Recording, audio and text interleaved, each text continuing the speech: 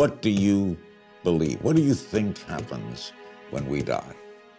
Well, so I can make some unassailable statements about what happens when you die. So you spend your life eating food. Food has a calorie content, and calorie is a source of energy. Calorie is a unit of energy. You bring it in, and then the energy is available for you to maintain your body temperature at nearly 100 degrees, it's 98.6.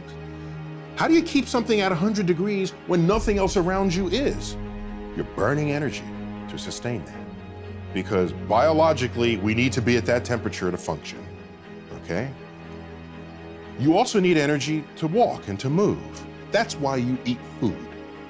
The moment you die, what happens? You don't maintain the energy. Your temperature drops.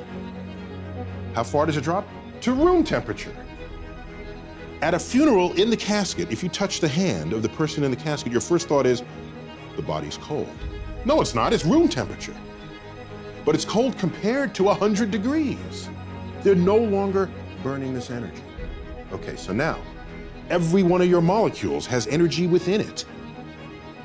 If you get cremated, that energy gets released in the form of heat. And you heat the air, and that air radiates to space. You get buried, which is how I want my body to be disposed of. Bury me, because you know why? I don't want the energy content of my body to just get radiated out into space, of no use to anybody. Put me in the ground. Let the worms, microbes come in and out of my body, and the energy content of my body that I had assembled over my lifetime, consuming the flora and fauna of this earth. My body then returns to them. And thus is the cycle of life. I know that's going to happen because you can measure where the energy goes. And that's how I want to go out.